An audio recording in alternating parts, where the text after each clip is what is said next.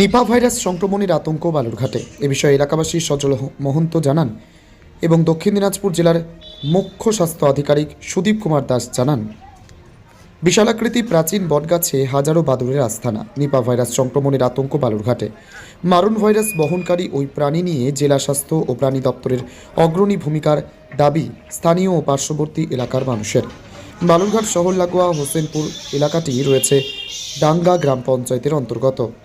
সেখানে থাকা প্রাচীন ডাকরাচণ্ডীর মন্দিরের সঙ্গে রয়েছে বিশালাকৃতির প্রাচীন বটগাছ। ওই গাছেই ডেরা বেঁধে থাকে হাজার হাজার বাদুড়। দিনের বেলা গাছে বাদুড় ঝোলা ও তাদের কোলাহল এতদিন বড় আকর্ষণের বিষয় ছিল সকলের কাছে। জাগ্রত কালী মন্দিরের সঙ্গে ওই বটগাছ এবং সেখানে বাদুড়ের আস্তানা প্রাচীন ঐতিহ্য বটে। সে কারণে সেখানকার বাদুড় মারতে বা ধরতে দেন না স্থানীয়রা। কিন্তু রাজ্যে দুজন নিপা ভাইরাস আক্রান্তের খবরে বালুরঘাটের বাদুড়ের সেই আস্তানাটি এখন আতঙ্কের। তবে প্রাণীগুলিকে রক্ষা করে বিকল্প পরিকল্পনার দাবি এলাকার মানুষের। দাদা, এই যে আপনাদের এইখানে এই ডাকরাচণ্ডী এলাকায় যে এই প্রাচীন গাছটা দীর্ঘ কয়েক বছর ধরে এখানে বাদুড় আছে, তো এই এখন তো বর্তমান যে বাদুড়টা যে নিয়ে একটা আতঙ্কের পরিস্থিতি তৈরি হয়েছে, এই বিষয়ে আপনি কি বলবেন? হ্যাঁ, সম্প্রতি শোনা যাচ্ছে নিপা ভাইরাস বলে একটা ভাইরাসের প্রাদুর্ভাব ঘটেছে। তো আমাদের এখানে তো দীর্ঘদিন থেকে এই এদিকে পুরনো বট গাছটা আছে, এখানে হাজার হাজার বাদুড় থাকে। তো হ্যাঁ, একটা আতঙ্ক মনে ভয় মানে ভয় আতঙ্ক কাজ করছে, মানে যে এর থেকে যদি আশপাশের অঞ্চলের লোকজন যদি এফেক্টেড হয়, তাহলে তো বিশেষ করে বৃদ্ধ শিশুরা তো এর দ্বারা সাফার হতেই পারে। হ্যাঁ, এই জন্য একটা ভয় কাজ করছে মনে। এই যে এখানে যে এটা আছে, প্রশাসন থেকে কোনো লোক বা কোনো কিছু এখনো কেউ এসেছিল? না, সেইভাবে প্রশাসন থেকে তো তেমন কিছু ইয়ে করা হয়নি। হ্যাঁ, পদক্ষেপ নেওয়া হয়নি। কি চাইছেন আপনার এলাকাবাসী হিসেবে? এলাকাবাসী হিসেবে চাইছি যে প্রশাসন থেকে এসে মানুষকে, আশপাশের যারা এই গাছটির নিচে যারা বসবাস করে সেই মানুষদের একটু সচেতন করা, কিছু পরিষ্কার পরিচ্ছন্ন থাকার কিভাবে এটাকে প্রিভেন্ট করা যায় সে বিষয়ে যদি তারা একটু তুলে ধরে, তাহলে এলাকার লোকজন উপকৃত হবে। তাহলে মানুষ যদি আক্রান্ত হয় তাহলে সেটাকে প্রতিরোধ করতে পারবে। আপনার নাম? আমার নাম সজল মহন্ত।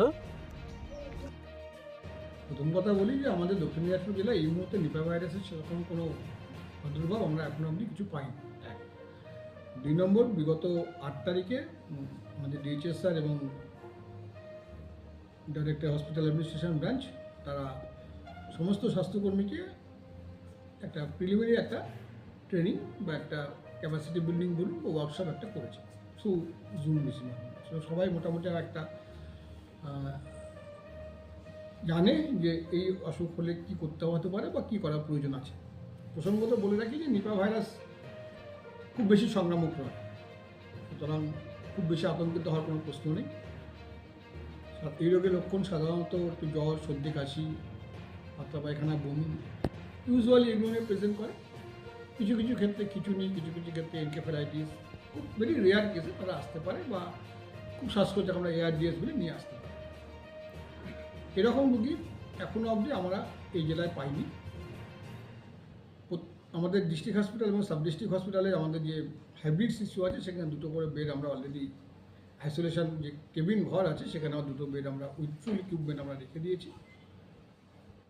কোল্ড ইঞ্জুরি কোনো পেশেন্ট আসবে এরকম একটা সন্দেহ হলে পরে আমরা ব্লকের বিএমওসদেরও বলেছি সেখানে প্রত্যেকটা ব্লক হাসপাতালে 2টো করে বেড আলাদা করে রাখতে। সাধারণত এরা যেহেতু সংক্রামক আছে সেই জন্য আমাদের প্রত্যেকটা জায়গাতে আমাদের আগে একটা আইসোলেশন ওয়ার্ড বা অ্যাডিশনাল ওয়ার্ড খোলা হয়েছিল 20 বেডের। আমরা সেটাকে অলরেডি প্রিপেয়ার করে রাখছি, কিন্তু আমার মনে হয় না এতটুকু কিছু প্রয়োজন আছে। এর তো কোনো ডেফিনিট ট্রিটমেন্ট কিছু নেই, জাস্ট ভাইরাল ডিজিজ হিসেবে যেমন জ্বর সর্দি কাশি যা সিমটম সেটাই করা হয়। যাদের সাধারণ জ্বর সর্দি কাশি আছে তারা বাড়িতে হোম আইসোলেশনে থাকতে পারে 21 দিন।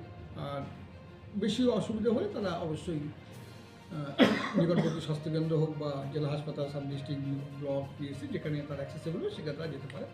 এই ট্রিটমেন্টটা সব জায়গাতে আমাদের রাখা আছে।